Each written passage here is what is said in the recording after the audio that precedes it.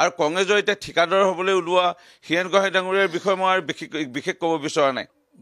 প্ৰথমতেতো মই হীৰেণ গোহাঁই ডাঙৰীয়াৰ বিষয়ে একো মই ক'ব বিচৰা নাই।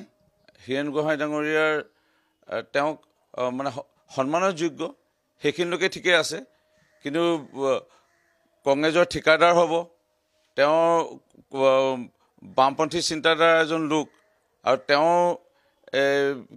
কেনে ঠেক মগজৰ চিন্তা কৰি পেলাই আজি সদায় পৰামৰ্শ দি আহিছিল, সেইটোও ৰাইজে ইতিমধ্যে অৱগত হৈছিল।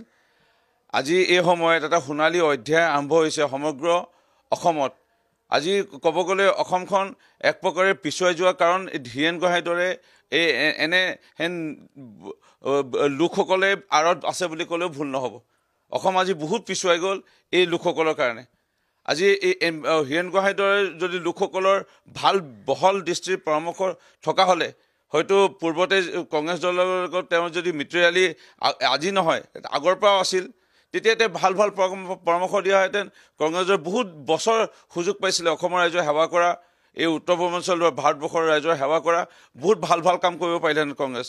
কিন্তু কংগ্ৰেছ আজি দিল্লীৰ দৰে, য'ত আমি সকলোৱে জানো ভাৰতবৰ্ষৰ একেবাৰে শ্ৰেষ্ঠতম বুদ্ধিজীৱী আছে, ৰাজনীতিৰ একদম ওচৰৰ পৰা কেন্দ্ৰৰ ৰাজধানী, তাৰ লোকসকলে যেতিয়া নক্সাত কৰিছে কংগ্ৰেছক, আৰু কংগ্ৰেছৰ এতিয়া ঠিকাদাৰ হ'বলৈ ওলোৱা হীৰেণ গোহাঁই ডাঙৰীয়াৰ বিষয়ে মই আৰু বিশেষ ক'ব বিচৰা নাই। আৰু কংগ্ৰেছৰ এতিয়া ঠিকাদাৰ হ'বলৈ ওলোৱা হীৰেণ গোহাঁই ডাঙৰীয়াৰ বিষয়ে মই আৰু বিশেষ ক'ব বিচৰা নাই। প্ৰথমতেতো মই হীৰেণ গোহাঁই ডাঙৰীয়াৰ বিষয়ে একো মই ক'ব বিচৰা নাই। হীৰেণ গোহাঁই ডাঙৰীয়াৰ তেওঁক সন্মানৰ যোগ্য সেইখিনিলৈকে ঠিকেই আছে, কিন্তু কংগ্ৰেছৰ ঠিকাদাৰ হ'ব, তেওঁ বামপন্থী চিন্তাধাৰাৰ এজন লোক, আৰু তেওঁ কেনে ঠেক মগজৰ চিন্তা কৰি পেলাই আজি সদায় পৰামৰ্শ দি আহিছিল, সেইটোও ৰাইজে ইতিমধ্যে অৱগত হৈছিল। আজি এই সময়ত এটা সোণালী অধ্যায় আৰম্ভ হৈছে সমগ্ৰ অসমত।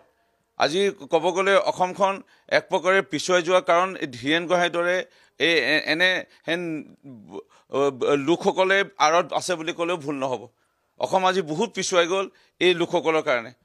আজি এই হীৰেণ গোহাঁইৰ দৰে যদি লোকসকলৰ ভাল বহল দৃষ্টিৰ পৰামৰ্শ থকা হ'লে হয়তো পূৰ্বতে কংগ্ৰেছ দলৰ লগত তেওঁ যদি মিত্ৰয়ালী আজি নহয় আগৰ পৰাও আছিল, তেতিয়া ভাল পৰামৰ্শ দিয়াহেঁতেন কংগ্ৰেছৰ বহুত বছৰ সুযোগ পাইছিলে অসমৰ ৰাইজৰ সেৱা কৰা, এই উত্তৰ পূৰ্বাঞ্চলৰ ভাৰতবৰ্ষৰ ৰাইজৰ সেৱা কৰা, বহুত ভাল কাম কৰিব পাৰিলেহেঁতেন কংগ্ৰেছ। কিন্তু কংগ্ৰেছ আজি দিল্লীৰ দৰে, য'ত আমি সকলোৱে জানো ভাৰতবৰ্ষৰ একেবাৰে শ্ৰেষ্ঠতম বুদ্ধিজীৱী আছে,